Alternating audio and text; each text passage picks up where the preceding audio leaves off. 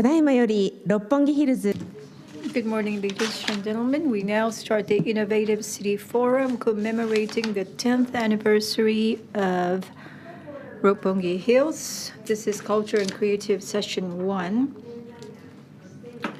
This forum is being held to commemorate the 10th anniversary of Roppongi Hills, organized by the Mori Memorial Foundation, the Mori Museum, and Arc Hills.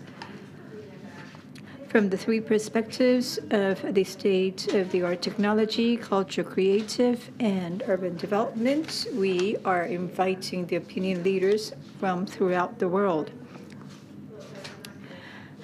The theme of this session, Culture and Creativity Session 1, is Cities that Design Beauty and Lifestyles, Designers of Cities and Cultures, Cities of Beautiful Lifestyles.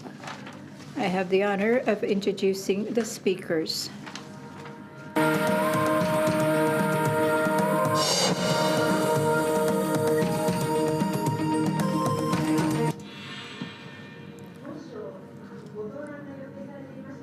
Ms. Mori Elka Pangestu, Minister of Tourism and Creative Economy of the Republic of Indonesia, unfortunately had to cancel her trip. On her behalf, we have creative Mr. Harry Waluyo, Director General of the same ministry.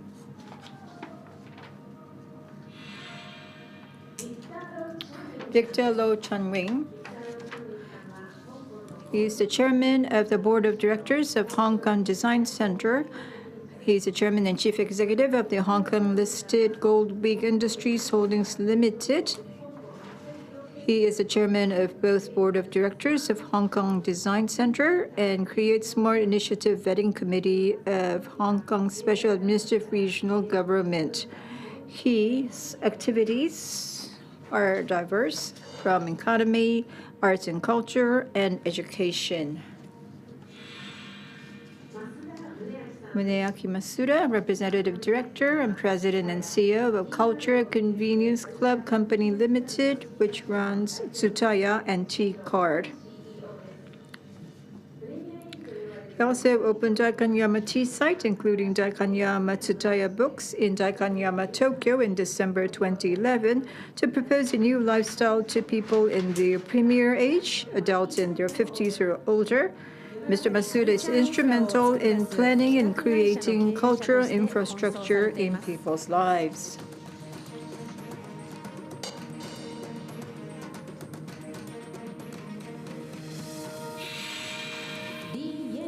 Aaron Y.L.Lee, CEO of JUT Foundation for Art and Architecture and Managing Director of JUT Group. Aaron Lee has been fusing art and architecture together by involving world-class designer teams in building projects, while at the same time developing a strong and innovative image for JUT Group.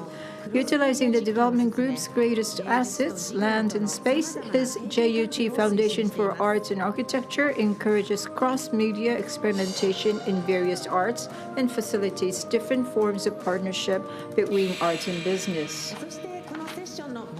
Finally, but not the least, the moderator of the session is Fumio Nanjo, director of the Mori Art Museum. Mr. Nanjo, please come up on the stage. Fumio Nanjo was the commissioner of the Japan Pavilion of 1997 Venice Biennale, 1998 Taipei Biennale commissioner, and the member of the jury of the Turner Prize, 2001 Yokohama Triennale Artistic Director, 2005 Venice Biennale Gold Lion National Exhibition Jury. He also served as the 2006 and 2008 Singapore Biennale Artistic Director. He has written many books about art management as art director to talk about art and society.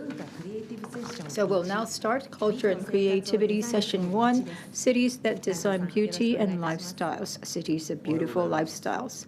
Good morning, ladies and gentlemen. Thank you very much for coming. This morning, to start day 2 of Innovative City Forum. We are going to focus on cities of beautiful lifestyles. For those of you who were not here yesterday, let me tell you that yesterday, on day 1, we had keynote speech and city storming, what's called the city storming, the brainstorming session organized by Dr. Heizo Takenaka to survey the people's mindsets, people's thoughts about the city, urban life, art, and technology, and urban development. And we had the MIT people talk to us about various initiatives focusing on different aspects of technology. Today, we are focusing more on culture and creativity, the urban issues, innovation, basically technology, and creativity, art, architecture, and many other genres included. These are the 3 things that we'll be addressing. The common understanding is that these 3 are different disciplines, but in these sessions we're having today, we will have people representing each 3 disciplines altogether. About 20 years ago, it was expected that 60% of the people in the world will be living in cities, urban areas, which would mean we have to have new thinking about the urban lifestyle in order to determine the well-being of mankind. But big cities have both pros and cons. There are many challenges, and to resolve those challenges, technology and innovation would be needed. It was thought. And at the same time, the cultural aspect, art, for the people living in the cities, for them to have different aspects of affluence, for them to have different perspectives. Art and culture are needed. So a paradigm shift could happen as a result, which would mean that conventionally what used to be issues could no longer be issues, problems, if you change the perspective. People involved in different disciplines, architecture, design, urban development, and art, for them to sit together so that we could learn from them, so that they could share their insights. We felt that that could provide us with a very important foundation on which we are to move forward. So culture and creativity are the 2 themes of the sessions today. And first, at this session, and this morning, we are going to invite Harry from Indonesia, who will be speaking on behalf of his minister. He will be sharing with us what's happening in Indonesia. The creative economy industry, or the ministry, was established in Indonesia. We don't have anything comparable in Japan. This indicates that Indonesia, the government of Indonesia, feels that creative economy is really important. And similar thinking is emerging in different Asian countries as well. So Japan has to focus on that and make necessary investments, I think. So I'd like to invite Mr. Harry Waluyo to share with us what's happening in Indonesia. Mr. Harry Waluyo, please.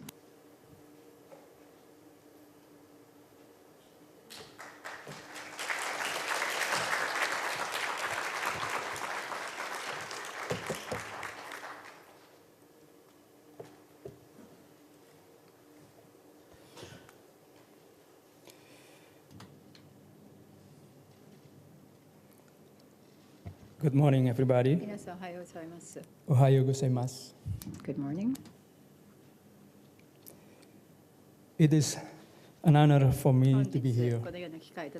Please allow me to thank to the management of Mori Art Museum, 森 especially 美術 to 館 Fumio Nanjo-san, 特に南條先生に who 感謝を has 申し上げたいと invited 思 the います。 Minister Mari 私ど Pangestu もの大臣 to speak at を the ご招待いただ this きましてありが distinguished とうございます。 forum この素晴らしいフォー talking ラ about ム the に innovative city, イノベーティブシテ which is ィの an 話 interesting を topic す to be る。 discussed こ and れは本 searched 当にト among ピックと us. しても非常に興 With 味深い deep ものだと思って regret, おりますが、 Minister その Mari 話をするということ Pangestu でご really 招聘を want いた to だ be きまし here, た。ありがとうございま but す。 because there are 残 tasks 念 that なが cannot to be ら abandoned, ファンゲスチュ Minister Mari 大 asked 臣 me どうしても to 公務を離 represent れる on ことが her できないという behalf. ことで、代わりに私が今回この場に立っております。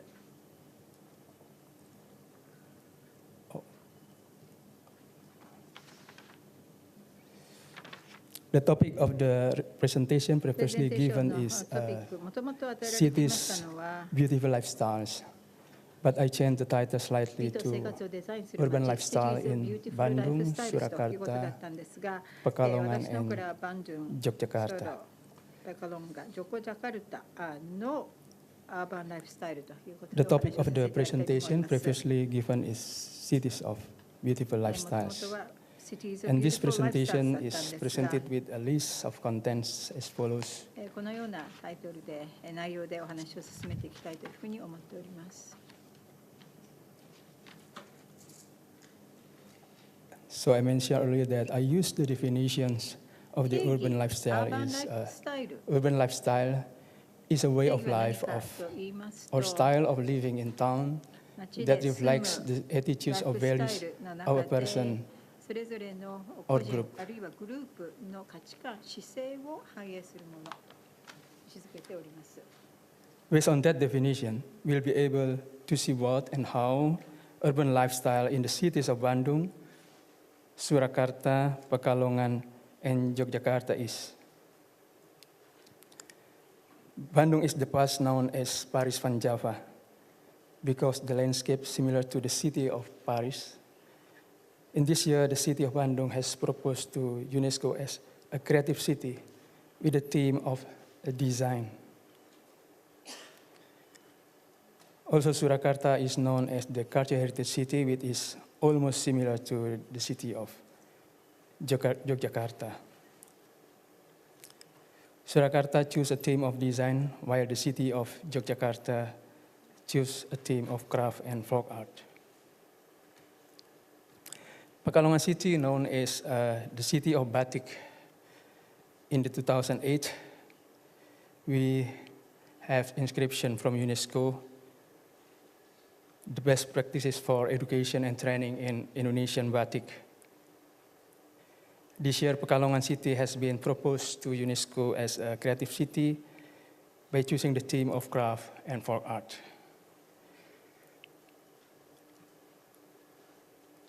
Approach design thinking. What I mean is design thinking is used as a tool for interdisciplinary collaboration to achieve product innovation, service, or system. Design thinking approach has been used by the Ministry of Tourism and Creative Economy to explain how the new ministry was formed in 2011, which is responsible for the creative economy, formulate policies and develop programs and activities that have been arranged in the strategic plan in force to until 2014. Why until 2014? Because next year, 2015, is a presidential election year. So the elected president and the cabinet will draw up a 5-year plan that will be implemented by the ministries or agencies. Since its establishment, the Ministry of Tourism and Creative Economy has conducted a series of focus group discussion to obtain input from creative people who represent the creative subsector of creative economy as follows: research and development, advertising, architecture, fine art and gallery, crafts, design, fashion, film and video, music, performing arts, publishing, software, television and radio, computer games, and culinary. We believe in the creative economy will generate revenue and strengthen our national identity. We also want to strengthen socio-economic development by utilizing ICTs because Indonesia is an archipelago that stretches 5,000 kilometers at the equator and consists of 17,000 islands and 6,000 of them inhabited. This year, internet user in Indonesia is projected to rise 30% to 82 million users and continues to grow to 107 million users in 2014. In 2015, internet user is expected to reach 139 million users, or 50% of the total population, according to the target of the World Summit Information Society.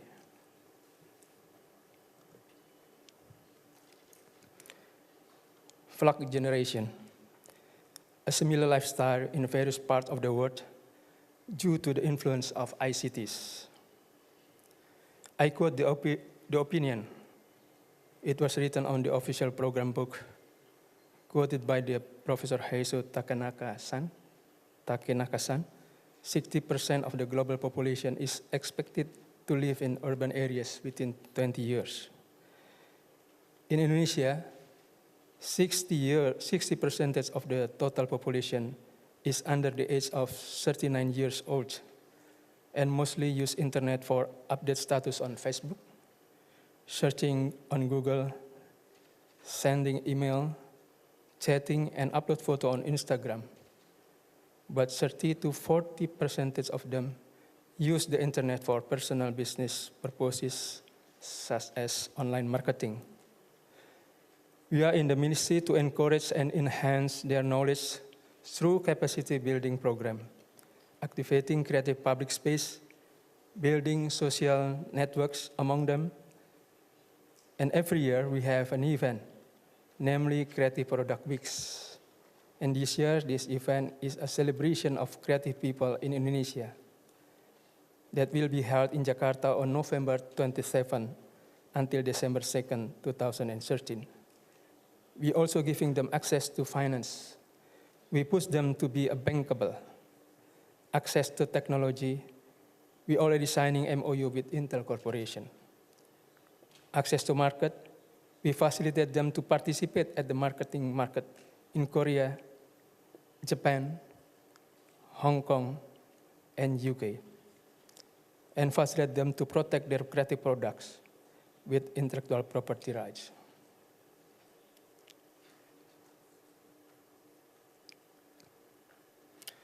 Currently, user of social media in Indonesia is as much as 96%, and the rest read newspapers, listen to the radio, and watching television. Indonesia is a Facebooker number 4 in the world, and Indonesian people love to chat to send 15 tweets per second, which means the user Twitter 4th largest in the world. As many as 87% of tweets are sent via mobile, and 53% of tweets with retweets reply. Within 60 seconds in the world, internet user in the world update status on Facebook, searching on Google, and open email. We refer to it as the lost generation. Every individual in the world doesn't hold a variety of values of the most important and most meaningful.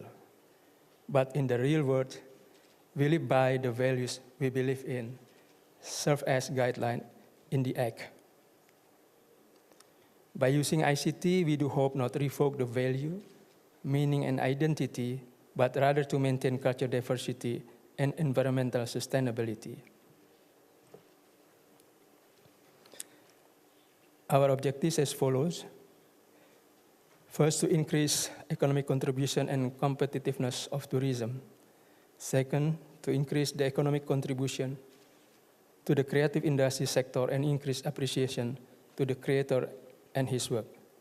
And the third, to increase the capacity and professionalism of human resources and creating new innovation. We also have policy guidelines as follows. First, developing a tourism destination that is safe, convenient, and attractive for tourists both domestic and overseas. Second, increasing the income and welfare of the community, including creative people in tourism destination. What we are going to do with policy guideline is to increase the competitiveness of tourism destination and visitors, both domestic and overseas, by offering products that are concerned with the environmental sustainability and respect for cultural diversity. Contribution tourism sector's contribution to GDP in 2012 was 321 trillion rupiahs. It's equal to 3.9%. Employment was 9.2 million. It's equal to 8.3%. And revenue was 9.1 trillion rupiahs. And we also creative economic contribution to GDP in 2012 was 573 million rupiahs, equal to 6.9%. And for labor contribution was 11.7 million, equal to 10.6%. And for business unit was 5.3 million units, equal to 9 to 7%. So now we are going to explain policy implementation. We have completed the implementation of step-by-step policy from the level of meta, macro, meso, and down to the micro level. Focus on meta level to establish long-term goals. In long-term goals, until 2025, Indonesian society is advanced, equitable, and prosperous through acceleration of development in the field of tourism and creative economy, with a solid economic structure based on competitive advantage. At the macro level, focus on inter-ministerial coordination. What we are going is manage system monitoring and collecting information to identify the best models. By that reason, we learn from other countries, such as UK, from Center for Fashion Enterprise, Korea from the Ministry of Culture and ICTs for film and performing art, and also media, Japan for performing arts and creative city. Organize inter-ministerial meeting, identify the uniqueness and excellence of local creative product that will be promoted. We improve product quality with new innovation. And then implement branding as a national strategy to promote Indonesia. We have a branding, namely Wonderful Indonesia for tourism and Indonesia Creative for creative economy. Wonderful Indonesia included wonderful nature, wonderful culture, and wonderful people. Our focus on people, because people have the ability to learn and adapt to the changing environment. Meso level focus on to conduct cooperative studies on the relationship between creativity with related industries. That is organizing, networking, and sectoral association, facilitation of partnership, joint ventures which include multi-stakeholders, including NGOs and academics. For example, in the development of the fashion industry, the Ministry of Industry doing research materials and standards, Ministry of Small Medium Enterprise developing micro-scale business to medium-scale business, while the Ministry of Tourism and Creative Economy undertake capacity building for the designers. We work together with Femina groups, Association of Indonesian Fashion Designer and Entrepreneurs, and also Center for Fashion Enterprise from UK. Our focus on people because people have the ability to learn and adapt to the environment. For micro level, focus on new places that are prioritized into a special interest for tourist attraction. Undertake capacity building for stakeholders in the tourism and creative industry, working with agencies and local governments in developing tourism destination based on cultural diversity and environmental sustainability. For this reason, we encourage local government to improve product quality and conduct joint promotion. We also have a map of distribution of National Tourism and Development Master Plan, which is valid until 2025. In the master plan, the Indonesian territory is divided into clusters of tourism development. We have 50 national tourism destinations, consists of 88 strategic tourism areas, and 222 national tourism development areas. We define the creative city based on the map of national tourism strategic area. And now we are down to the earth, how to activate creative public space.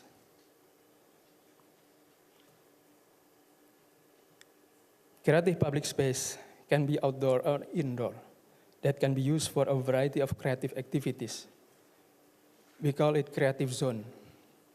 It means a region that has specific geographic boundaries that provide a creative space or place for creative people, government people, business people, and communities to express, to produce, to disseminate, and to appreciate their creative products. In the creative zone, there is a village, regency, district that has one or more creative space or creative center. In the creative zone, we are developing a new attraction, which is being developed as an attraction of special interest, is a creative city that will bring a special interest travelers.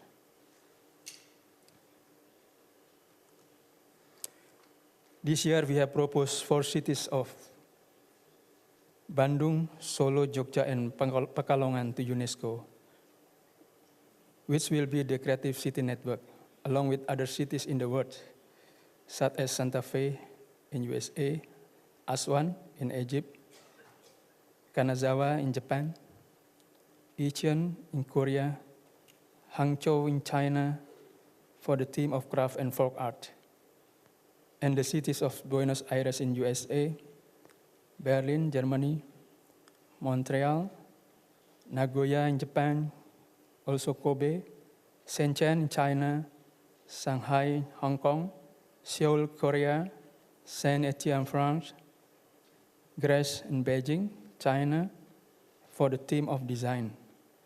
We will learn from the cities that have been recognized by UNESCO as the Creative City Network, so that we can manage our city better. Furthermore, we will expand urban lifestyle in 4 cities based on cultural value orientation. That is lifestyle-oriented to life, lifestyle-oriented to nature, lifestyle-oriented to human, lifestyle-oriented to time, and lifestyle-oriented to work.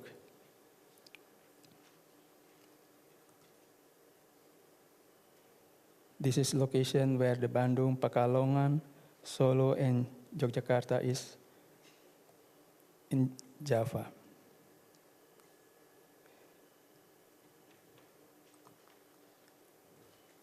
Even though Indonesia has entered the era of the creative economy, all forms of life cycle ceremonies such as tradition still remain to be done.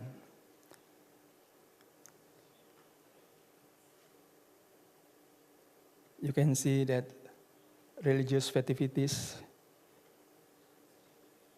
since birth, marriage, and ceremony.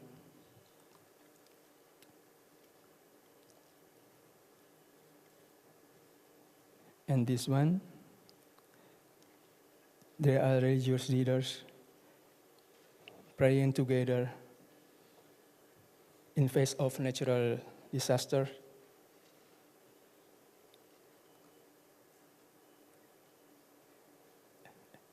And we always see the people using computer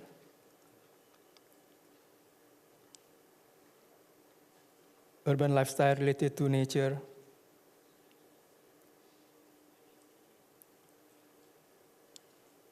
You can see so many people plant trees.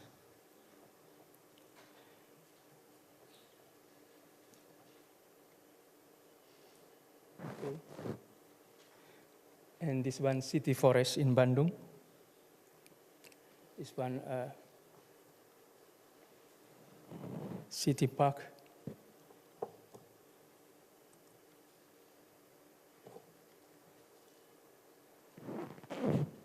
This kind of cultural landscape in Pekalongan. And this one, kind of product made of bamboos, cyclist. And this one, we call it andong in Yogyakarta.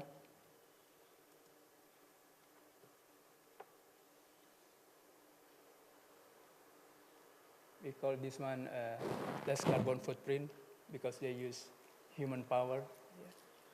We call it becak. We also run not only indoor activities but outside activities. And we are doing together what we call in Bahasa is gotong royong, with based on principle of reciprocity. And this one lecture at the outside in Bandung.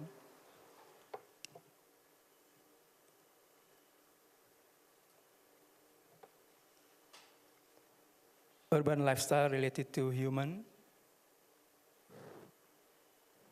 Just to give you example, this some facilities for disabled person, and also zebra crossing and pedestrian.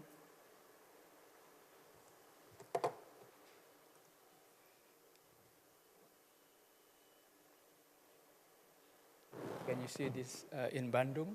Yes. A way for cyclists.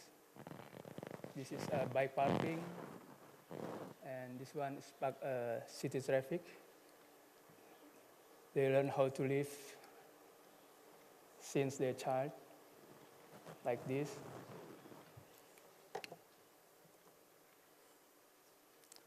Urban lifestyle related to time. This one is shelter in Yogyakarta, and how to make batik in Pekalongan, and queuing. This information about queuing.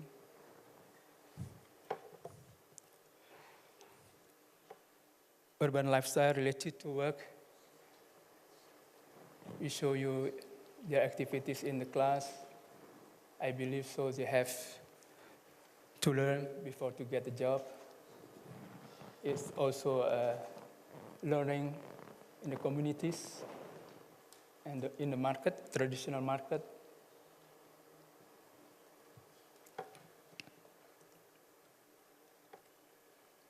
This is situation when they discussing in the room,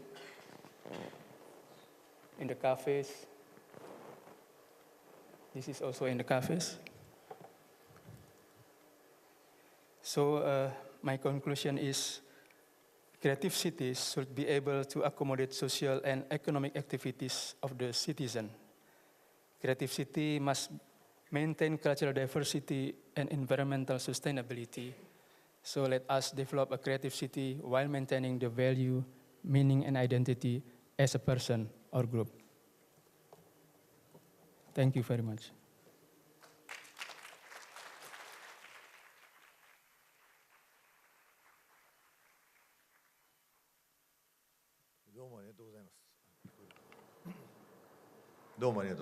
Thank you very much, Mr. Waluyo. From the perspective of Japan, I think that first of all, you have a much bigger population, and also the average age of the people is much younger than that of Japan. So the social media is becoming popular so quickly, and the new culture brought by the social media and the lifestyles, I think that the people who live in the small islands are connected by the social media. Probably that is something which is going to happen. So that was my impression. So next, I'd like to ask Victor Lo Chung to talk about he is the board of director of the Hong Kong Design Center. And a few years ago, I went to see a major design conference invited by Victor Lo Chung-wing. And in the past, they focused on a country, but 2 years ago, I think that the Japanese government cooperated with them so that many architects and designers from Japan went to the conference to make the presentation. So including that, the new efforts about the design center is something that Mr. Victor Lo Chung-wing will talk about. Now, Victor, please.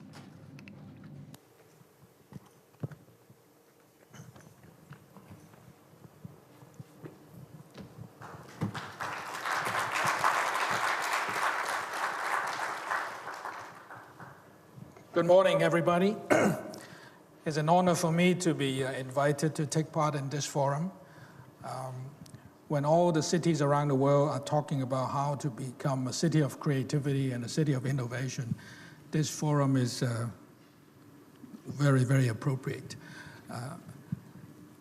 Well, I haven't done a PowerPoint presentation for a long time, but today, since we only have 15 to 20 minutes, and I'd like to talk about a couple of the projects that I'm very involved with.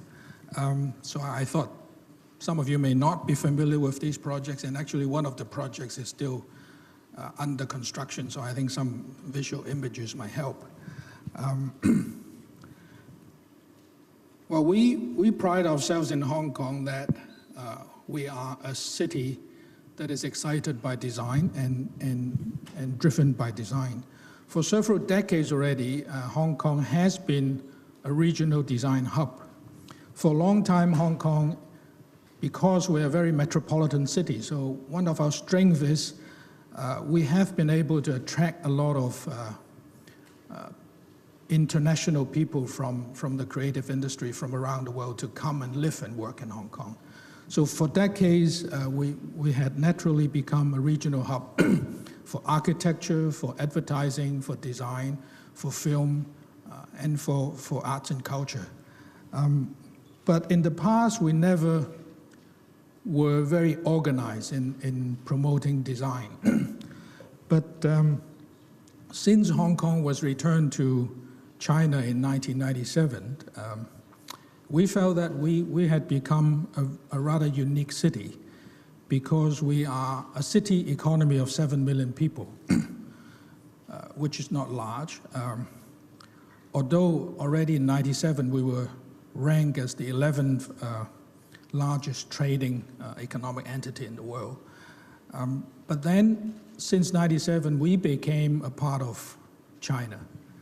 And therefore, we became part of a market of 1.3 billion people and a market that was growing very fast.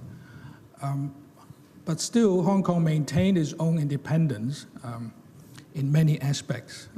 We have a different legal system. We have a different status as an individual member of WTO. Therefore, we are still a duty-free and tax-free, pretty much tax-free city. We have a very low taxation. And we have pretty free access to a huge market. But on the other hand, we were also going to face a lot of increased competition from other major cities in China, such as Beijing, Shanghai, Guangzhou, Shenzhen, etc. And they were moving forward very fast. So we felt that perhaps it's about time we should organize our creative industry a little bit more. So 4 design associations came together and formed an alliance, and we proposed to the government to help us develop our first design center. Next. So this was the very first building we were in. It's actually a very small heritage building of only about 6,000 square feet or 600 square meters. It's a very prestigious building, but it's very small.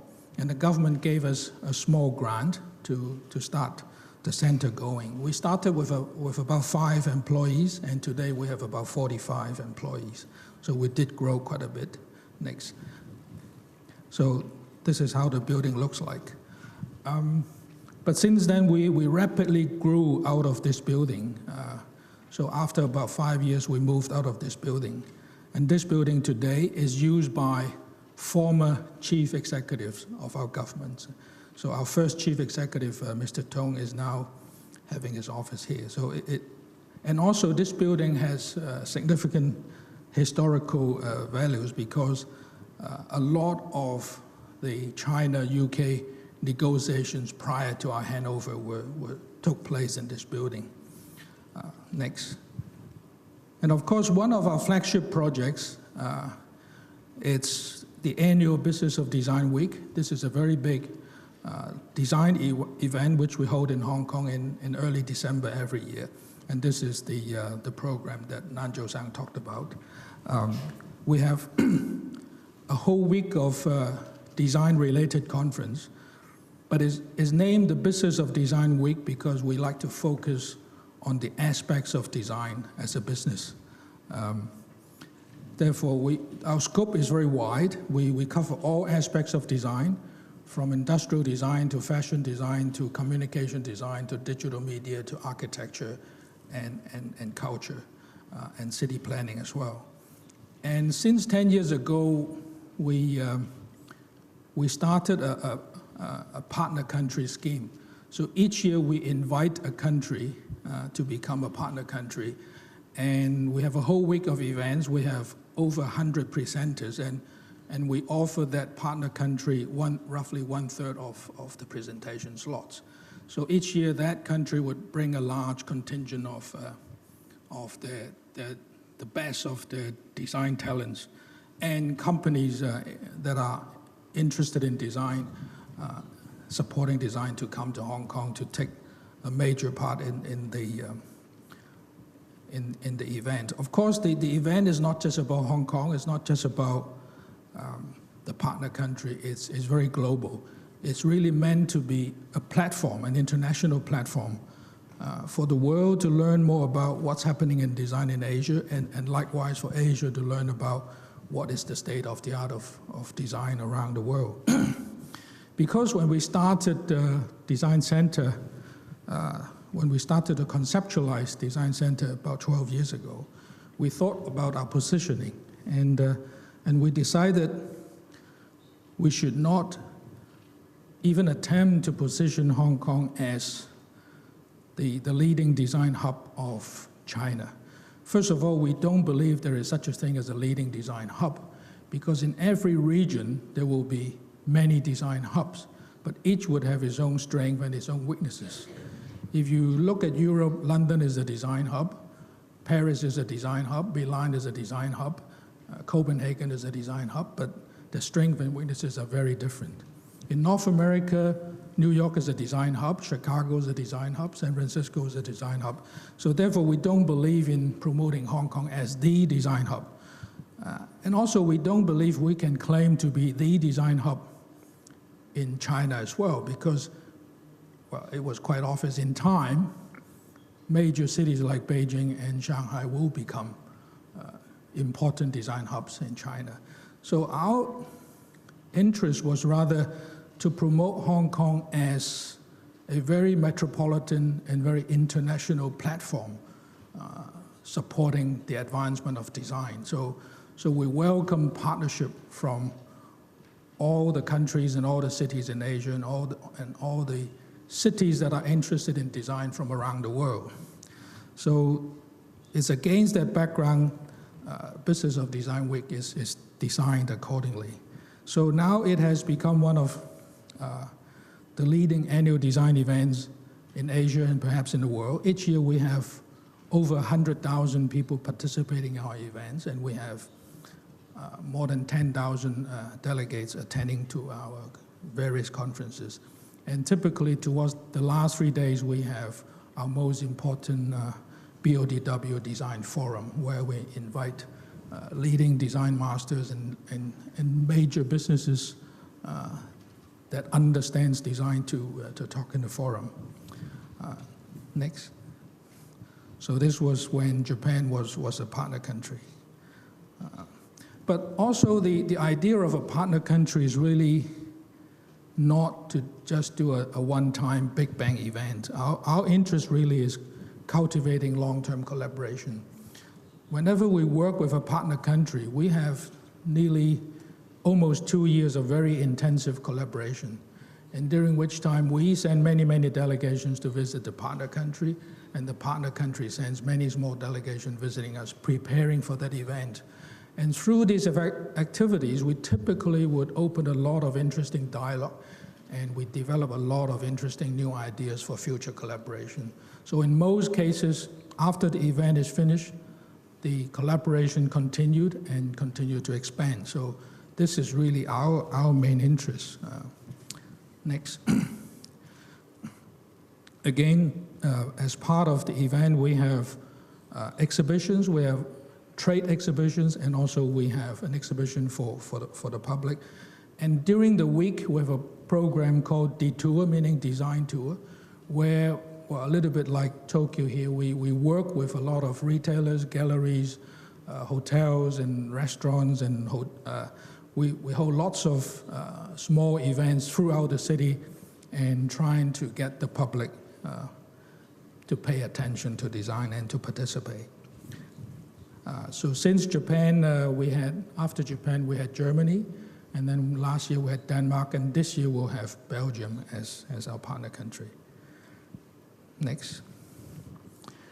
Well, other than promoting design, of course, the main mission of the Design Center is to promote design locally, because we feel that our public need to be much aware of the development of design. And also, another mission is to promote Hong Kong design internationally, but also to promote the knowledge of international design in Hong Kong to our local audience. And of course, another very main mission is to cultivate a much stronger connection between the design community and the business community. Because we strongly believe, even though you have the best designer, he or she needs the best clients to end up with the best results. So for business to understand design and to understand how design professionals work and how to work with designers, we feel that is very, very important. Another aspect which we put a lot of effort into is education, particularly design education. Especially in Hong Kong, we feel that sometimes we feel that our primary school and high school education are perhaps too pragmatic. You know, they pay too little attention to culture. So in high school, our young students, until recently, were getting very limited exposure to arts and culture and architecture, and most high school graduates wouldn't really know what the design profession is about. And also, because we're a small city economy of 7 million people, we only have 2 or 3 schools or universities that specialize in design. And sometimes we feel that is not enough, because the design world is really moving forward very fast, and it's changing very fast, and is becoming a very complex and very diversified area. So as employers, we also like to see diversity. And also our market is integrating with that of the mainland. So we may have 2 or 3 schools teaching design, but across the border in China, there might be 500 or 1,000 schools teaching design. So employers will not be employing designers from one region, but they'll employ designers from all over the region. Therefore, it's important that our educational institutions have a clear strategic focus going forward. This is the Hong Kong Design Institute. It's part of an organization called the Vocational Training Council, which is directly under our Ministry of Education. About 10 years ago, we approached the Vocational Training Council. We said, you have a very large program. You have about 5,000 design students doing 2- and 3-year diplomas. So I said, you would be one of the biggest design schools in Asia. But at the moment, your program is spread in 5 or 6 different locations, and all the courses are conducted in what I call a high school-like environment, and I think that is wrong. I said, you have to start to project the right perception to your students, to your faculty members, and to the future employers, and to the parents as well. We said design is fast moving from a vocational state to a sophisticated and very multidisciplinary state. So your school should project the appropriate perspective to the public. So we propose that they combine all their 5 or 6 programs together and to build a new campus, and this is the result. So a couple of our board members, together with the board of the Vocational Training Council, we lobbied the government quite hard for 2 or 3 years to give them the land and give them the resources to build this totally new campus. So this is possibly one of the biggest design campuses in Asia, in one location with over 5,000 students. And we did a public design competition, and a very young French architecture firm won the competition. His name is Thomas Codefy, and they were pretty much unknown when they won the competition.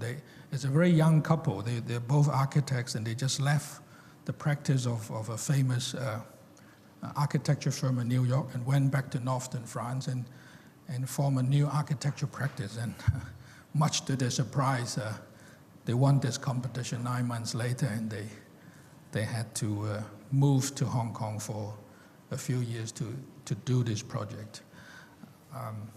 But the impact has been quite amazing. Soon after they move into this campus, it's obvious, you can tell the reaction of the students, the reaction of the faculty, the reaction of the parents, and the reaction of the employers. All of a sudden they have a totally different contemporary perception of the design profession. Next. Another project that I was very involved with, for 6 years, I was also the chairman of the Polytechnic University. The PolyU is the largest university in Hong Kong, and it has the major design school in Hong Kong. So about 8 years ago, we were discussing the need for a new building for our School of Design.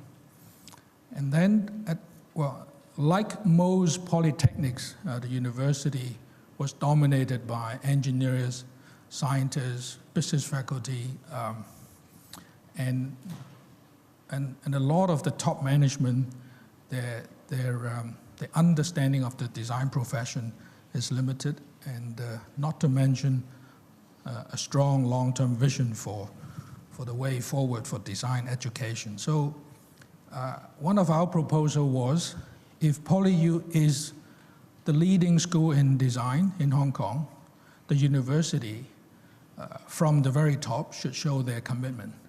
So we felt that this should not be just another university building. So the final result was we decided to, in addition to what government funds we received for this building, we went way above the normal government budget. So we decided to launch our own fundraising campaign, and we like to build a much better building. So we invited 5 famous international architects for an invited competition, and in the end we chose Zaha Hadid to design this building for us. This building is almost finished now. In fact, the students already moved in a few weeks ago, but the official opening is not until early next year. But this building does not only house the School of Design. The School of Design now occupies 80% of the building, but the remaining 20% is reserved for multidisciplinary collaboration between different faculties. We invite the engineering faculty, the hotel school, Hotel and Tourism School, the Faculty of Applied Social Science, to propose projects and to come in and do joint projects with the School of Design relating to innovation. So this, in a way, is an innovation hub for the whole campus and for all our stakeholders, including business. Next. Then I'd like to talk about another project, which is also connected with the Polytechnic University. The Polytechnic University has the biggest hotel school in Asia. We have 2,100 full-time students, and we offer degrees from bachelor degree to master degree to PhD degrees, and we have a very strong research program.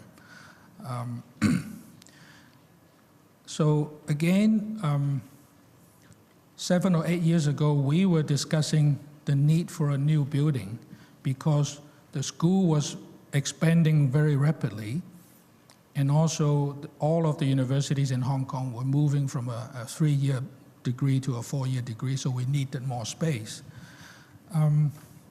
But at the same time, we wanted to build a teaching and research hotel. So our management of the university came up with a proposal. We did have a small piece of land next to the campus, which is in a prime tourist area, Tsim Sha Tsui East, for those of you who know the Kowloon area. It's practically across the street from the Nikko Hotel, which is a major tourism area. We had a small building where we had 25 apartments for our senior staff, for our professors. So we went to the government and said, we'd like to take down this building and build a new building which will house our future School of Hotel and Tourism. And also we'd like to build a mid-sized hotel so that we can train our students there and to support research. So again, we had to lobby very hard for quite a few years to convince the government to let us change the usage of the land without paying a land premium, because as a university, there's no way we can afford the normal land premium. At that time, we estimated the land premium for us to put a hotel on this plot of land would be something like $100 million US. Of course, we couldn't afford that. So finally, we came to an agreement with the government. They would allow us to build this building, but 51% of the usage must be for education. And the hotel is not considered education, it's considered commercial. And any surplus we generate from this project must go back to the university and can only be used for education purposes. So we felt that was a pretty innovative concept. And that is why we're calling this project a social enterprise. We think, as of now, it's one of the largest social enterprises in Hong Kong, but very few people think of it as a social enterprise. The market rather think of it as an upmarket hotel. And also we had a long and hard debate what kind of hotel it should be. Because as soon as you mention a training hotel, people would think of a hotel like a Ramada Inn or Holiday Inn. But we felt very differently. We felt that we are a university and we're training future management of hotels rather than workers. We're not training them how to work as a waiter or how to clean a room or how to check in a customer at the check-in counter. We are training future managers.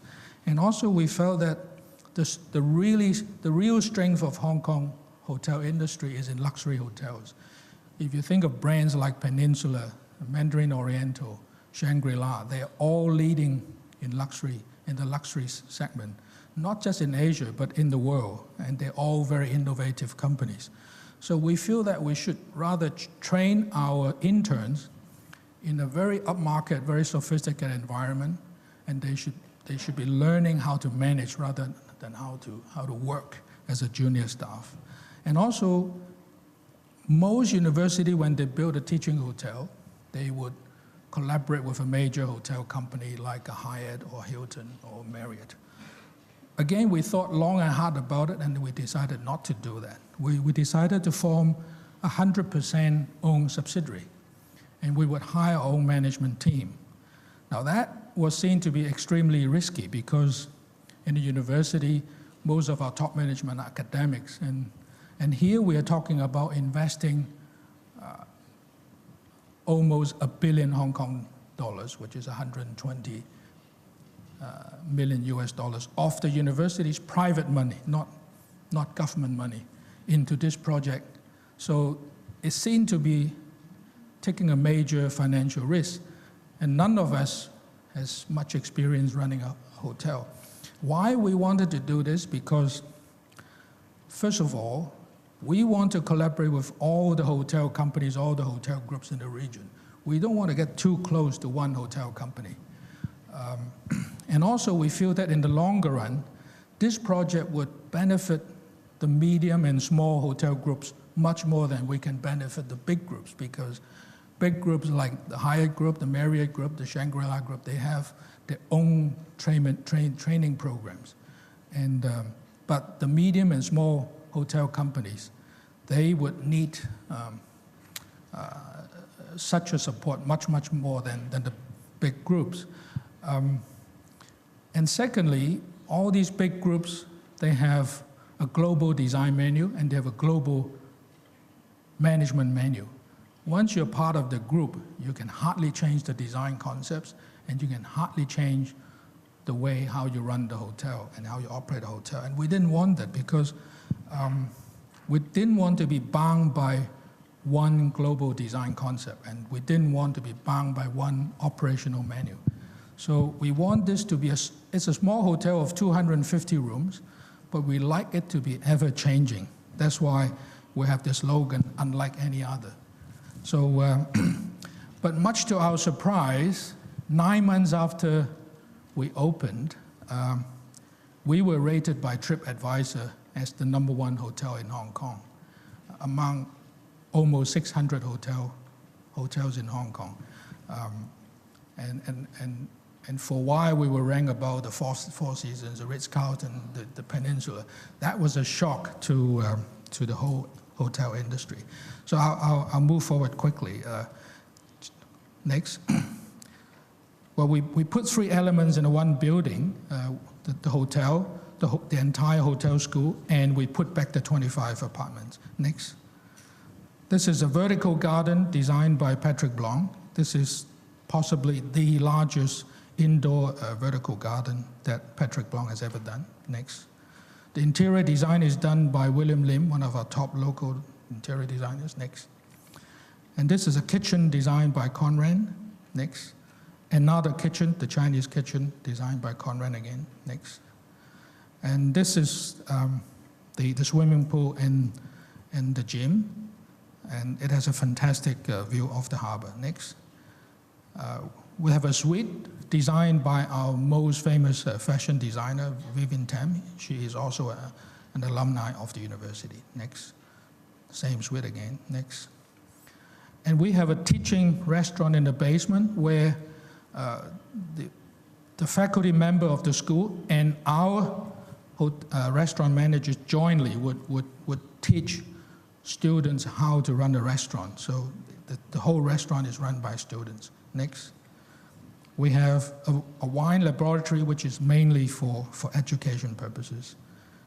We bring in wine masters to teach our students about wine. Next. We have 3 training kitchens. We have 1 for Asian food, 1 for Western food, and 1 for pastry. Next. Well, in the interest of time, this is another project that I'd like to quickly talk about. This is a site on Hollywood Road, which is one of the famous old streets of Hong Kong. It's unique because that area has more than 100 antique shops selling Chinese antiques, and it has more than 100 contemporary art galleries. So it's a unique combination.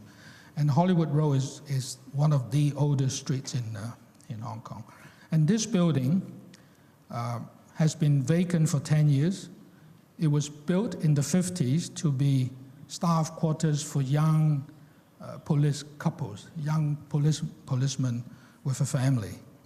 And it has been vacant for 10 years. And a few years ago, we made a proposal to the government that we would collaborate with the government to convert this into an incubation hub for young design companies. Because they were designed to be staff quarters, so each room is very small, it's about 40 square meters, and all the walls were low-bearing walls, so you cannot take down the walls. So we thought, well, the ideal application would be turn them into small design studios for small companies. And also, as you may know, retail rental in Hong Kong is very, very high, and is pretty much a major barrier for small companies learning to become a retail business. So this was designed for young design companies who aspires to build a brand and who aspires to build a business. Next. So this is how it is going to be. We will be building a new building to connect the two buildings, and that's a multi-function hall which we use for events, conferences, for companies to launch new products, exhibitions. Okay, I'll speed up. Next. This is how it looked before. Next. This is how it's going to be. Next. Well, this is a picture taken a few weeks ago. Next. Yeah, and this is how we envision it's going to be. On the lower floors, it will have some very nice restaurants and very nice design shops. On the upper floors, we have 100 to 120 design studios, which will be half studio and half retail. And on the top floors, we have a business design center. We have 6 rooms, which we mark as designers in residence. We have libraries, and so it will be an event center for the whole creative industry in Hong Kong. And we hope these companies they will benefit from a lot of retail traffic. They will benefit from a lot of B2B discussions, and they will benefit from a lot of cross interaction between themselves. Next. And very quickly, my colleague last night, tomorrow we'll talk about the West Kowloon Cultural District and the M+ project, so I won't talk about a lot here. But this is, again, is a major project of our government. It's a prime piece of land which is dedicated to be a cultural district. There will be arts performance venues, there will be a major new museum, and 1/3 of it will be open space for the public, 1/3 will be cultural facilities, and 1/3 will be commercial development. Next. And this is M+, our future new museum for 20th and 21st century visual culture. And tomorrow you'll hear a lot more about this project. So just a very quick overview of the direction we're going. We are really focusing on the whole creative ecology of Hong Kong, how Hong Kong as a community is supporting the forward development of our creative industries. And we, as the Design Center, we like to be a catalyst, we like to be an influencer, and we like to be a facilitator of collaboration. Thank you.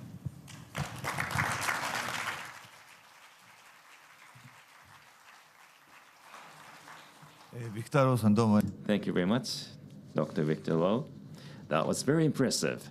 Well, Hong Kong is, our original impression is very commercial and highly developed commercially, but not much culture.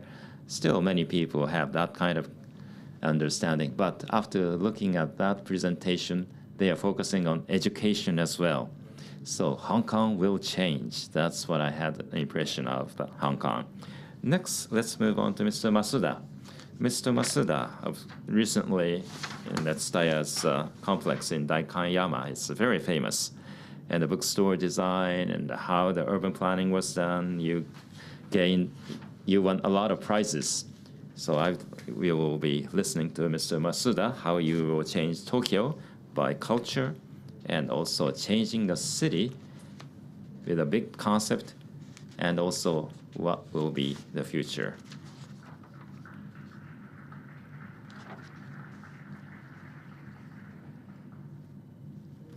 I am Masuda. Good morning. Well, 15 minutes to 20 minutes is the time I was allocated for me. So what we have done, and also about Tokyo, maybe some dangers or some concerns and some things that we need to do. That's what I'm going to talk about. Well, CCC, as was mentioned earlier, in Daikanyama Tsutaya bookstore was found. How many of you have the T card? Oh, thank you, thank you. And please watch it, especially those of you who are from overseas. T card is famous, not famous in overseas, but it has become very famous in Japan. And also, 30 years ago, we founded our company. So our company was a planning company. It was not a company for Tsutaya, but the company to provide plans for other companies. It was how it was established 30 years ago, but this year, Takeo City Library, we joined them with their innovation. In 1983, since the establishment of CCC, it's been 30 years. As a planning company, the planning company to create the culture infrastructure for the last 30 years. But for example, movie as a cultural infrastructure, Japanese movie theaters throughout Japan, the moviegoers, 140 million people or 170 million people in Japan, moviegoers in Japan. And Tsutaya, just one company, rent DVDs to our customers throughout Japan. Last year, 755 discs. So that means 5 times as many transactions of movie. Probably the number one country to enjoy movies is Japan. As for movies, we sell movies, the music CDs. 800 millions were downloaded through iTunes. Japan occupies about 10%, about 80 million songs. But throughout Tsutaya, we rent music last year, 2.14 billion songs. At the time of founding our company, just like eating cabbage, you can enjoy music and movie.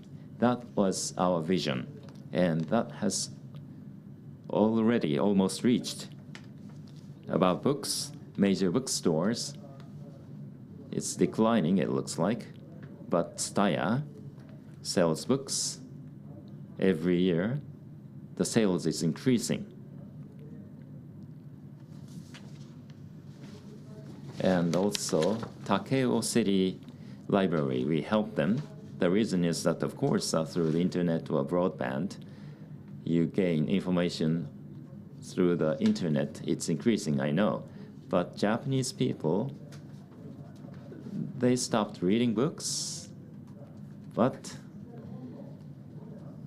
the number of bookstores is decreasing like this. But libraries, number of libraries is slightly increasing. Therefore, books that are sold there is just like movies. It's not declining drastically.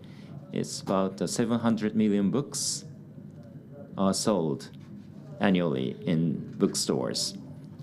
And 90% of those books, 630 million books, are resold to the second-hand bookstores.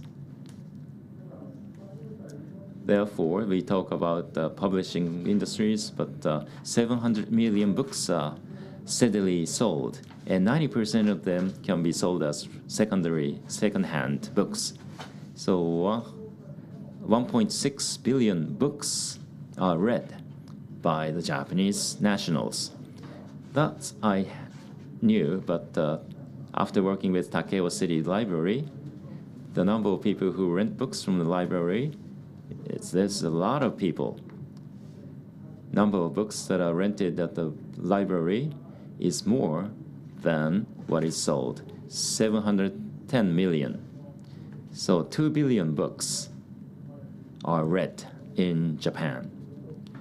So probably Japanese people is number one book readers 128 million people and this much consumption of books. Well, information society is not only realized by broadband and the internet. The book, which has 4,000 years of history, so information age by books is also developing.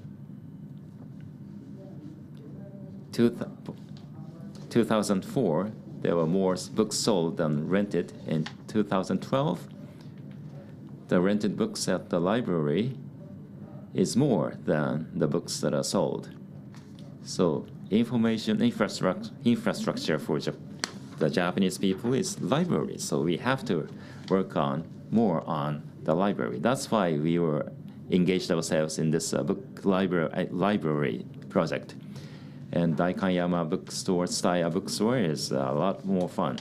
Also, those of you who raised your hand about T-cards, last year, 42 million unique users of T-card. And 1 year later, now active and unique users, T-card holders, the number of which is 47.1 million. So 36.9% of the total Japanese population. When it comes to people in the 20s, last year 67.5%, but now more than 70% of those people in the 20s have this T-card. In advanced countries, 70%. I don't know any other examples in the other advanced countries like this. When we were out, what about by prefecture? Surprisingly, Okinawa prefecture is number one, including babies and old people, or those people in hospital, all of the people in the prefecture. 54% of the total population of Okinawa has T-card, much higher than the 30-some% of the national average.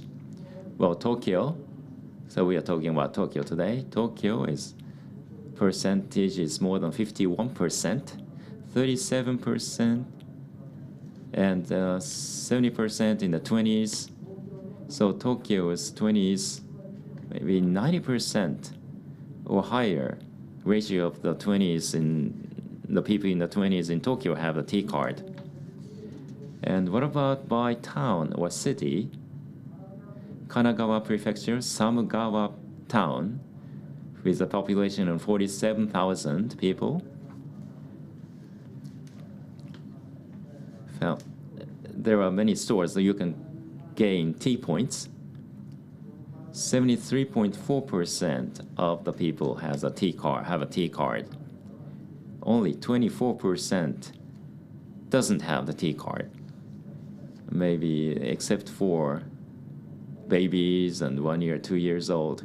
Most of the people have a T-card. Minato Ward in Tokyo, 67%. Setagaya Ward, higher than 60%. Meguro Ward, which has a high level of population, greater than 61%. So if you run into a person in Tokyo, the other person has a T-card. So in the case of a traffic accident, you can exchange T-card points. That's the Tokyo in 20 years later. That is our activities for the last 30 years. And as a planning company, how we look at Tokyo, I would like to talk about two things. First of all, I'd like to talk about the demographics of the population as it was presented in the case of China or in Indonesia. The picture is very different in Japan. We have a very irregular demographics. This is not the number of Tokyo, but if you look at the population pyramid, this is a 1930s figure. Top is the man and the bottom is women. We used to have a very beautiful pyramid, and that's why we started to call this a population pyramid. That's what we learned in school. In 1950, after the war, the baby boomers, I'm 62 years old, so I'm one of the baby boomers. So we were born at that time. And 2.5 million babies were born at that time per year. And after the war, there are three important years, 1970, 80, and 90. The reason why those years are important is that in 1970, the baby boomers graduated from universities. That is to say that the major companies received those cheap labor who were highly educated, and they became the engine for the high growth, economic growth. That's 1970. So the baby boomers actually supported the high economic growth of Japan until today. And 1980 is the second important year because the disposable income became higher, so we can do more shopping. So 1980s, the baby boomers had higher purchasing power. And because of that, a lot of retailers developed and that the platform was born. So Tsutaya was born in 1983, convenience stores or cinema complex, theaters, and Disneyland also was established then. So young people market expanded, and then because of the retail market developed and the manufacturers started to sell more and more. That's when it started. In 1990 is another important year.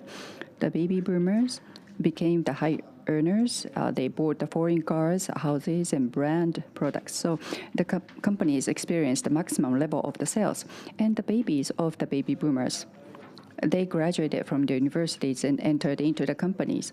And what would happen to the companies then? Their sales maximized, and they could control the expenses. So they could also employ whoever they wanted. So the profit was maximized, and the bubble started. Louis Vuitton came to Japan in 1991. So that was not a coincidence.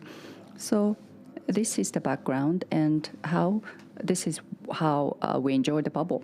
And the babies, during those years, the number of the babies declined. If you go back a little bit, 1950s, the number of the babies born and the number of the babies born in 1970 and 1980, and then 1990. Those are the people who would support the future. Those are very important, the population who would support the consumption. And as you can see, it is declining. And now, the number of the babies born now is down to 1 million, down from 2.5 million. So in 10 years, what would happen? Or in 20 years, what would happen? The shaded area is the population pyramid of 1970. That is the shape. And the difference here and here represent the population gap in the past 40 years.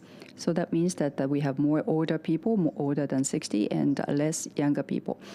We have not yet had an impact on the consumption market, but it would start to impact, and the difference or differentials will impact on the changes of the sales. So actually, before this happens, the politicians and the government should have taken some measures, because even if we try to increase the number of babies now, it would not contribute to the GDP. But what we need to do right now is to look at those so that we would have more immigrants from abroad. That is my proposal.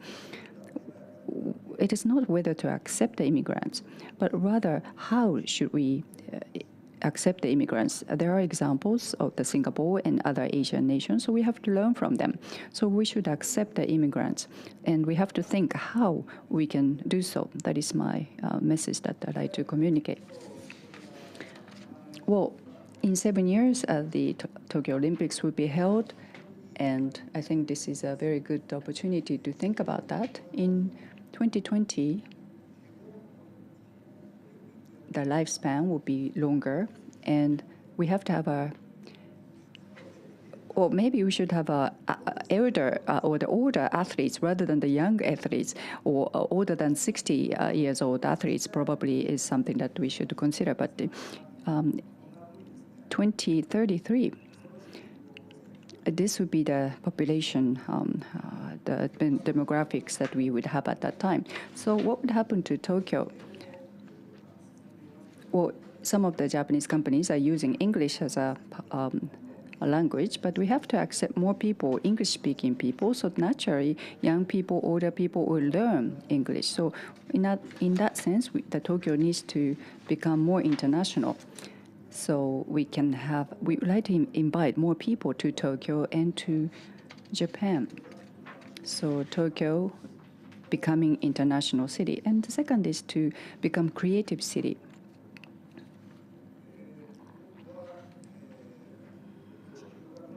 Now, as the Earth becomes more global, I think that the role of Japan, I think, will be the planning. In the past, we were the manufacturer, but now, from now on, we have to offer planning to enrich the society. So when you think about it, Tokyo is where the intellectual creators gather, and probably all the cafe of the Tokyo will be the office for the nomads. Earlier, I talked about the concentration of the people in the major cities, and this shows the difference of the population increase between 2005 and 10. You can see that the major cities and major wards, rather, so the increase of the population, so the number of the population in Tokyo is increasing. And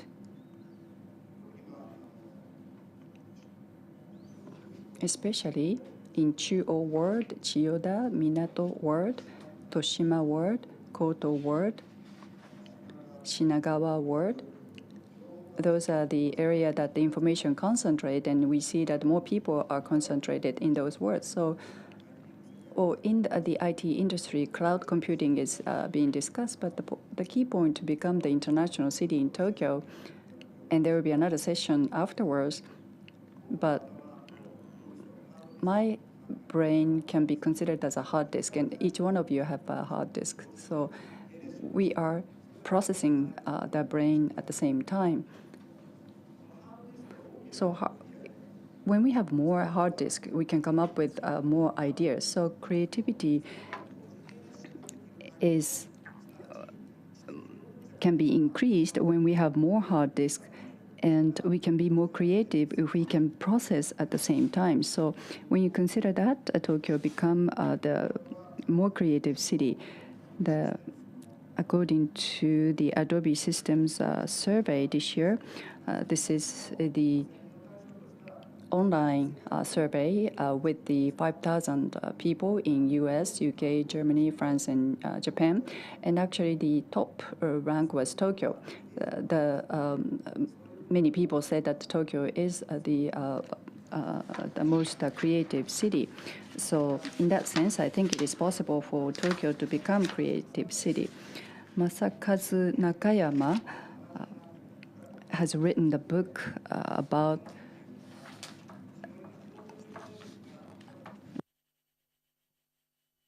the management with the Japanese language in 1970, and it talks about the high capability of processing information. And in the information-oriented society, Japanese people, therefore, is going to be more advantageous. So English-speaking people will only have the concept of I. But in the case of Japan, we can sometimes refer to myself as boku or watakushi or watakushidomo or ore. So instantaneously we process and we use a different term for saying I. Rather than calling you, we have a different variation of referring to the person that you are talking to. So instantaneously you would pick the appropriate term to refer to myself or to the person that I'm talking to. So we have that kind of brain. And some Japanese people say that it's off the record, but they will share all the information only within the room or within a certain limited space. So quickly the information can be shared off the record. And I myself try to share as much information as possible with the people I work with. So that kind of so that's sometimes we say just between you and me. So the Japanese books and art and the sense of beauty. I think we have very unique values. So because of that, I think we can become the creative city.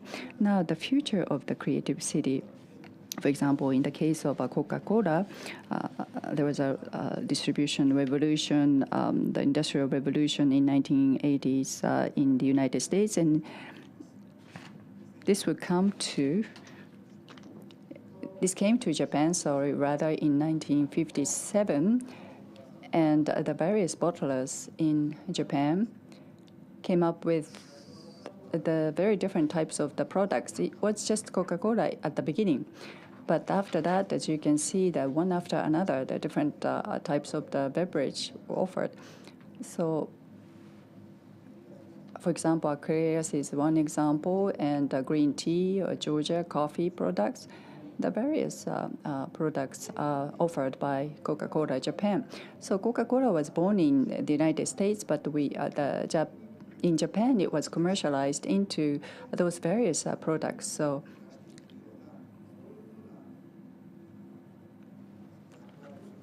different roles can be played.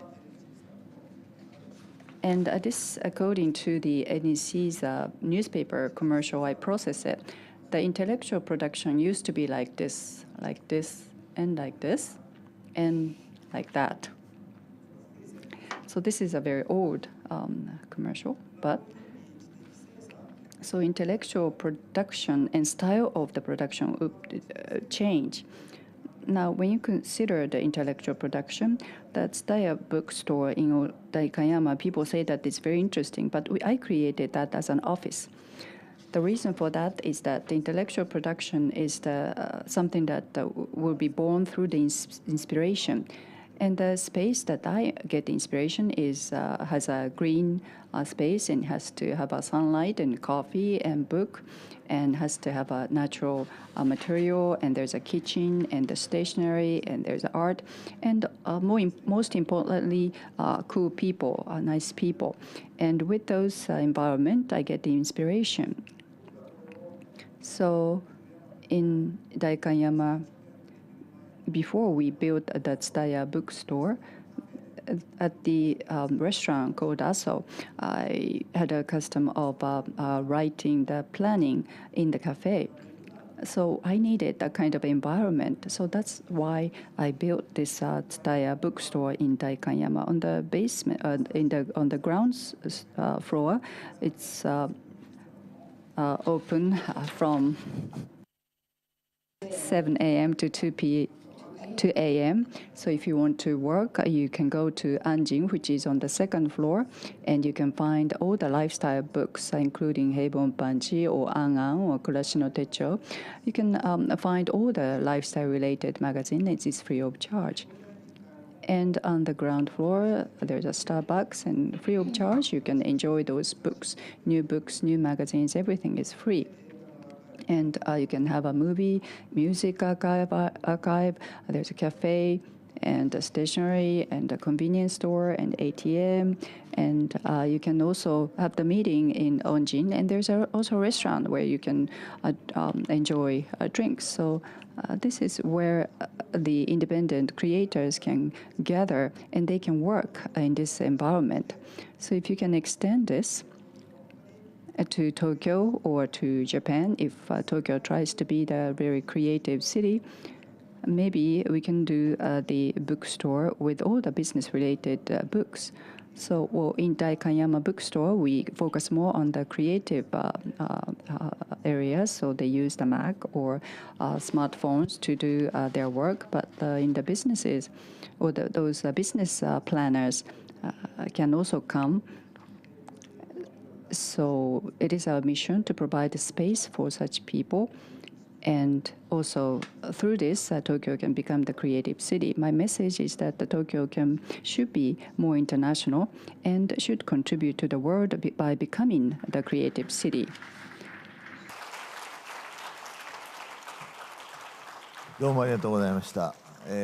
Thank you very much for Japan.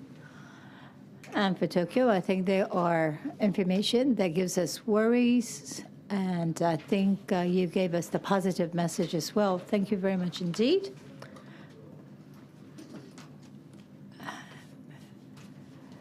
Before we started, I told all the speakers that don't worry about time. You need to speak whatever you want to talk about. But Mr. Lee, I can't tell him to be short, so I like to give him whatever time he needs. In Taiwan, he is involved in various development projects. And 2 years ago, Metabolism Architectural Exhibition was held at the Mori Art Museum, which went to Taipei. And it was Mr. Lee who accepted that. He already has a temporary museum, and Metabolism Architecture Exhibition is still undergoing. He is involved in various art-based development, art in the streets campaigns. So, Mr. Lee, please.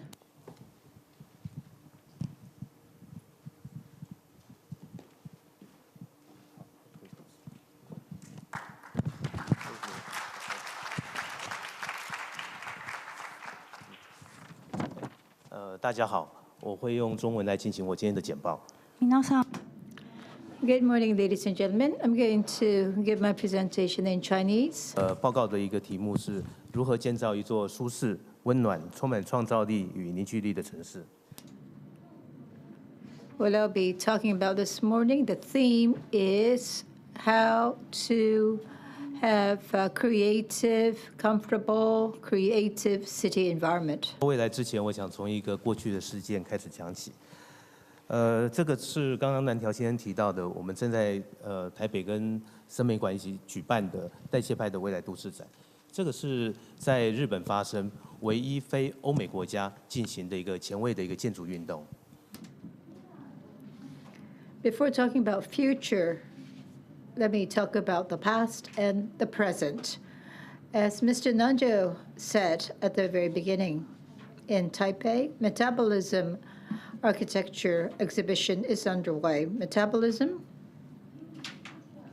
is the only Asian-born architectural movement. 东京举行的时候，一群年轻的建筑师、评论家以及设计者提出了他们认为东京、认为日本在未来应该呈现的一个样貌。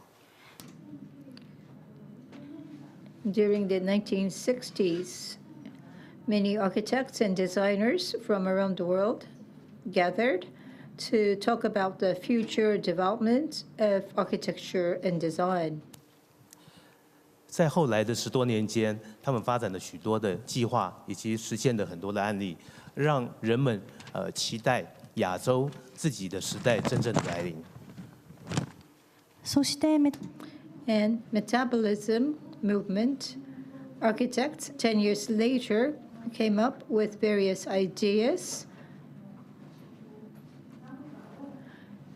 to focus on the typical Asian architecture and attracted a lot of attention. 50 years later, let us look at where we are today. 9个主要城市的照片，我们可以看到亚洲的城市其实仍然在西方的理论与实务的影响下，呈现出越来越同质化的现象，也越来越失去自我。 What you're looking at now, there are 9 photographs altogether. They're all from different parts of Asia. In the rapid progress and development, everyone was impacted and influenced by Western influence, and therefore they all became the same. And this is true for urban development, urban planning, and the architecture, building design as well. And communication, the way we communicate, the way we sell, the same story here. So everyone is leading the same lifestyle. 都可以为社会做些什么？ So what can architecture do for society? And In what way can architecture collaborate with other disciplines? And through that challenge, what are we doing? What kind of exploration have we been doing is what I'd like to talk about next. 人跟人自己、人跟社会之间，以及人跟环境之间友善良好的关系。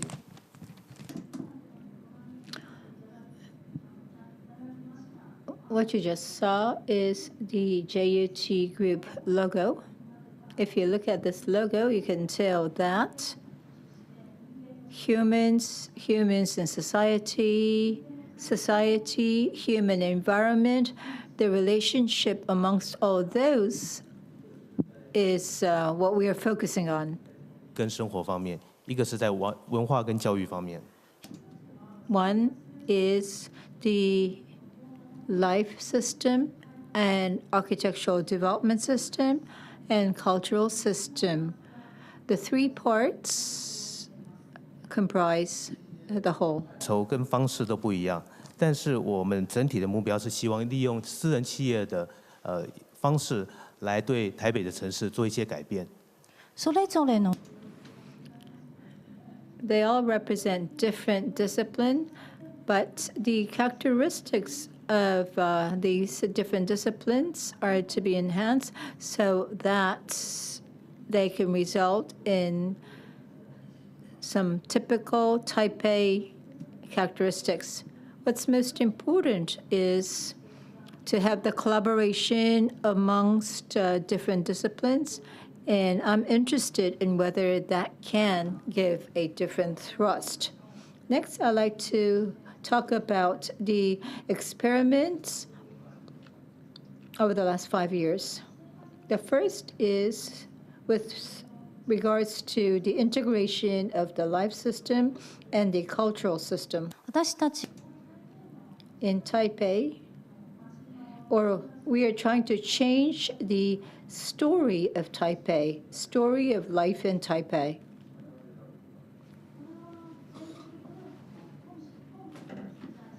Here I'm showing you the location of our JUT group.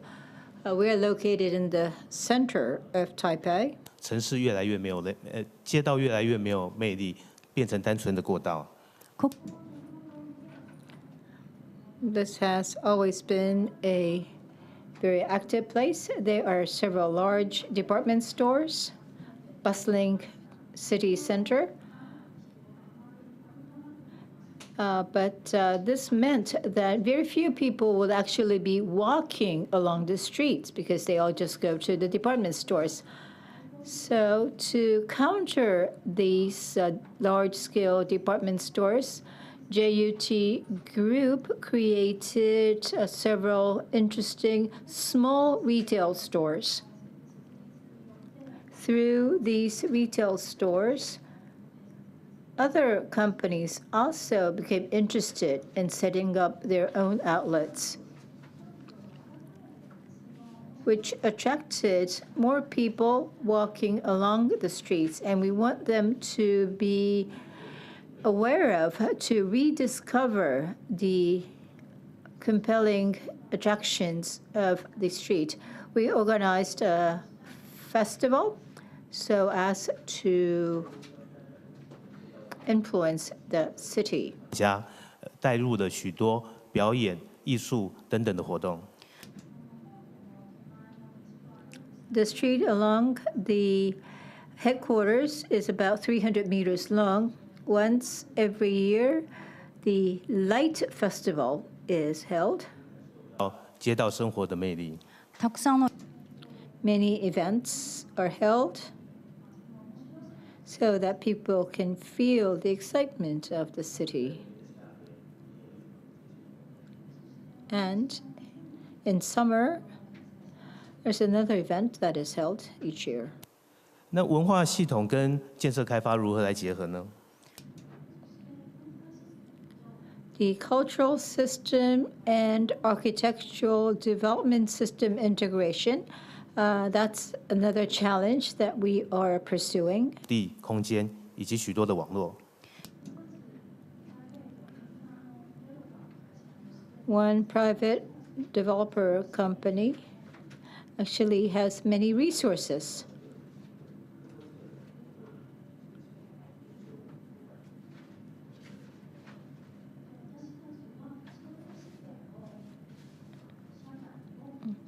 Open these resources to the rest of the society and to open opportunities as well. For example, festivals, workshops, exhibitions. We wanted to provide such opportunities to society.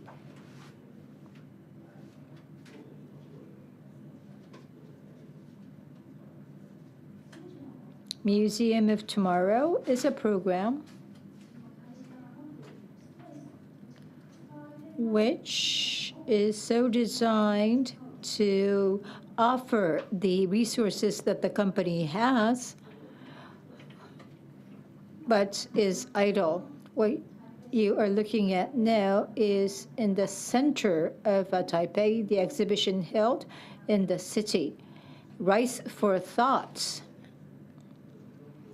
is the title of this exhibition, or in Chinese we call it do the field work on fair days and read, study on rainy days. That is the traditional attitude of the intellects of China regarding cultural activities. The land used for this exhibition was originally a farmland, but it remained idle for over 50 years. But as a result of this exhibition, it was converted back into the rice paddy again. And many artists in Taiwan learned that they should actually use their body to express their art to the Taiwanese audience. I'd like to next talk about the JUT Architectural Institute. This is a program in which, through exhibitions and research activities, explore the possible development of Taiwan in the area of architecture. And we have been looking into very specific areas. 规划的不足以及消费者需求的多元化。 Illegal architecture is rather common in Taiwan. The illegal architecture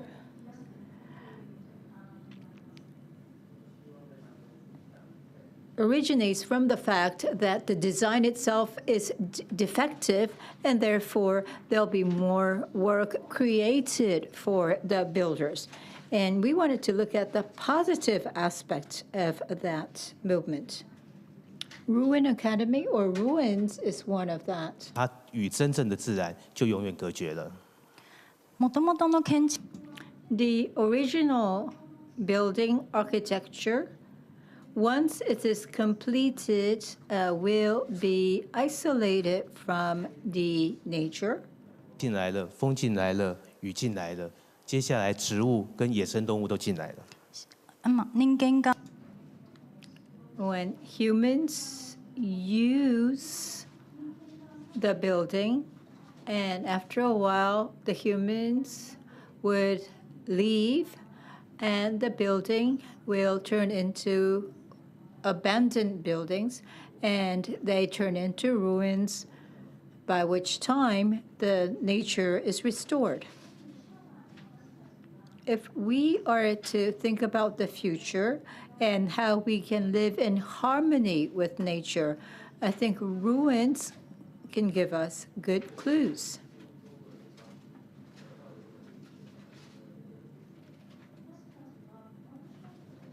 Through workshops, we actually worked on the actual ruins, renovate the ruins, and convert them into new forms of ruins. Inside the ruins, the research and study programs were conducted. Finally, but not the least, I'd like to talk about the vertical village. 開催しました。 We made an exhibition of the vertical village. This exhibition is to research Asian cities in Asia in olden days. All those cities were villages.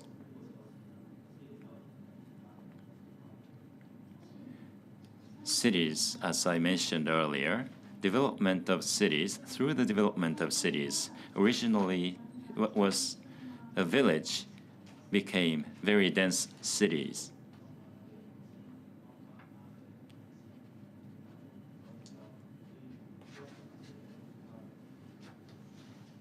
However, old villages were very organic, very flexible in nature. We need to look at villages again to learn good things about villages. And just like this, research and develop, and also finally we held an exhibition.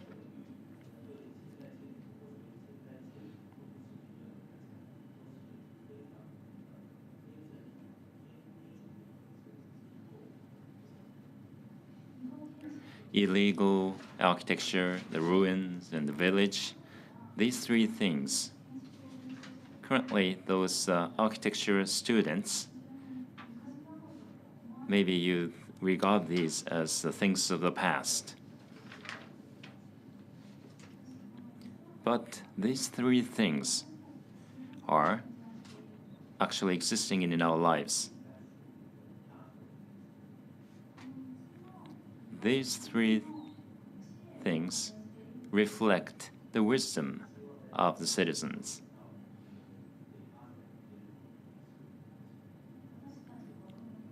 We are, among these three things, trying to learn some things that are different from other people.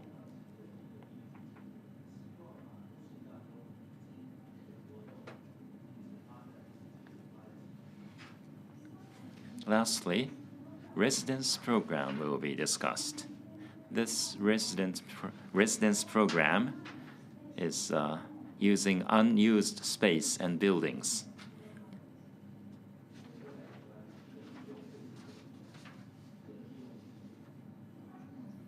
There are two examples. One is residence which is not occupied. The other one is a warehouse which is not used.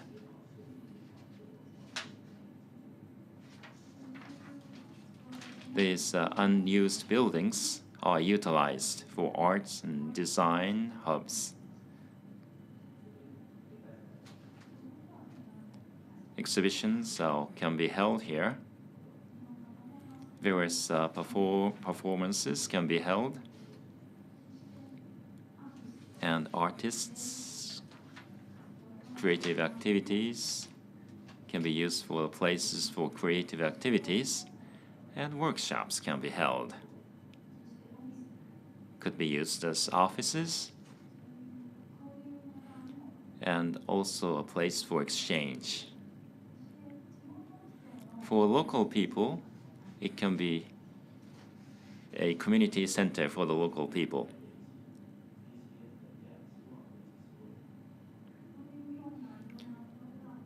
Like these programs and events are recorded in a form of publishing.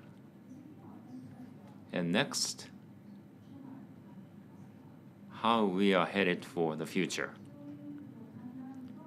Thinking about these things, the new and latest plans will be discussed.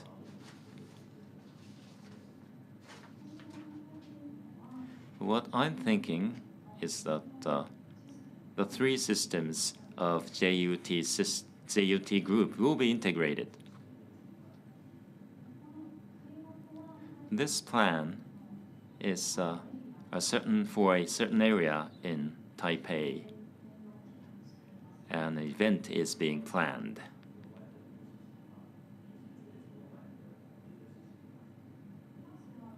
And first, I would like to show you what area looked like. This is a very densely populated area, and formal planning was there, and also informal development.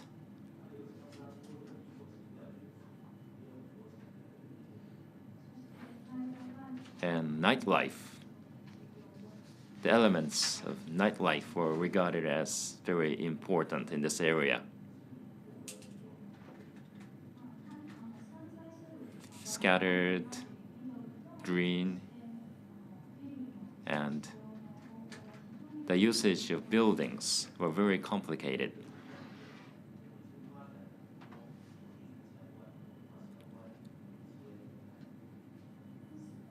And already in this area, JUT group buildings and residential plan already exist. In the future, those residential plans will be further developed.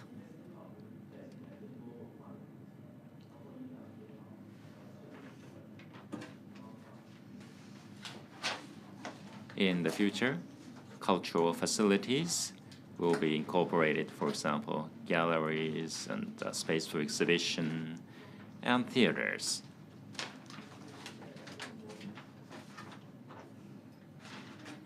And these creative commercial facilities will grow in the number.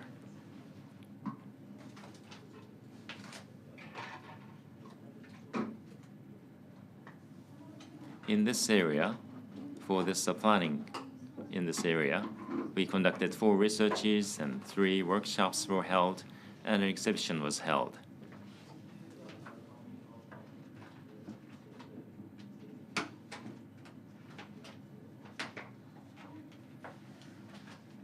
The topic of this research is approaches of a humanistic and social aspects.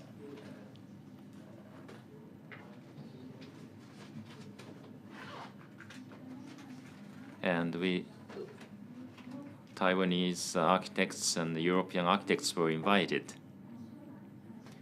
and to have them make proposals for the future of this area. And what I'm thinking about is that this type of research and workshops and results of proposals will be reflected into the project of the JUT project in the future.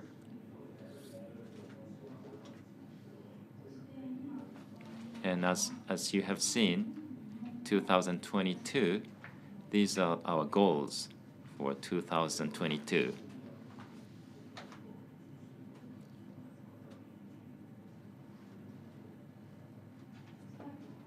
Lastly, comfortable and warm and creative ability city with such ability is what we would like to construct. That is the topic of today.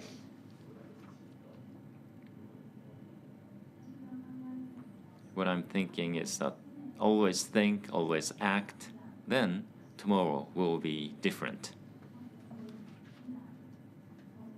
For better tomorrow. Thank you very much, ladies and gentlemen.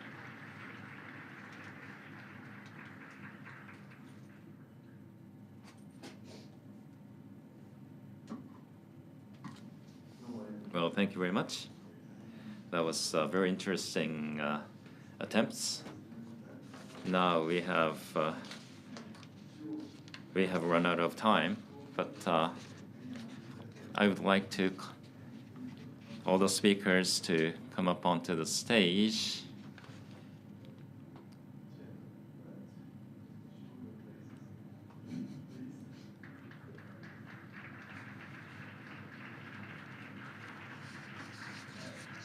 Yes.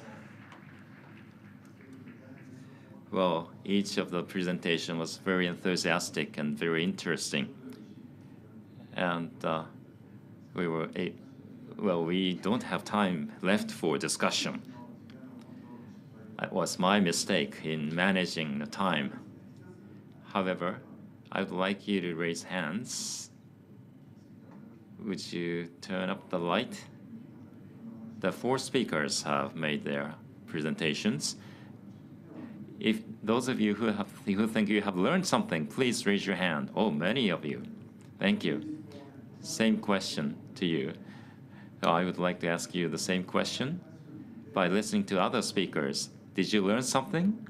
If you think so, please raise your hand. Okay, 1. What is your impression? What was the thing that you were most interested in? And that will be concluding our session. Okay, Harry, would you start? What did you find the most interesting among the other speakers' presentations? Please make it shorter. Make it shorter, yes. The topics of the session is very interesting. Why I say that? Because we are here now, but we are looking forward what we are going to do in the future. I think when we heard that, the old speaker here said that we facing the same problems all over the world. So what I mean it about the flux generation is already here in the world. So what I want to say is let's keep our culture to be an identity for us. I think that's for I conclude for this session. Thank you. Thank you. Thank you. Lo-san. Hello. Yes. Well, I learned a lot from the other 3 speakers, but particularly from the last presentation from Taipei, I find inspiring because in Hong Kong, we're also having lots of similar discussions, which is in the past, we always focus on major new development, major new construction. But actually, if we look carefully around us, there are many, many opportunities with existing neighborhood, existing structures. Without huge investment, you can do a lot to make the whole environment and the whole community a lot more inspiring. Thank you very much. Okay. じゃあ増田さんどうですか? Mr. Masuda, well, for innovation, education for innovation, and incubation, that's a must we need to do, especially the roles to be played by university. We have to rethink that as well. That's what I found out about by listening to others. Okay, you can establish a university next. 要很多，那像鸟屋书店。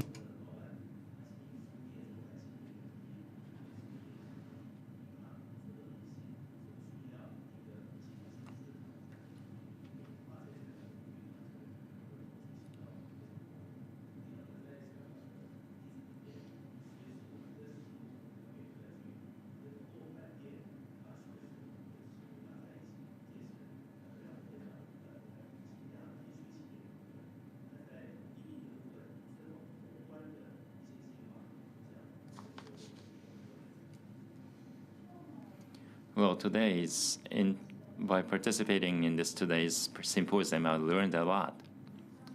First, Mr. Masuda's presentation. The bookstore, it's an established business, but also T-card. So both of those businesses have been very successful, which I find very wonderful. And Dr. Lo's presentation, academic training and business cultivation. So satisfying both of those requirements is very important. And also Indonesian, a very grand plan. I learned a lot of things. Thank you very much. But we have no time left for further discussion. Well, thank you very much, ladies and gentlemen. Thank you very much. Mr. Hariwario, Dr. Victor Lo Chung-wing, Mr. Muneaki Masuda, and Mr. Fumio Nanjo. Thank you very much. Ladies and gentlemen, please join me in thanking them.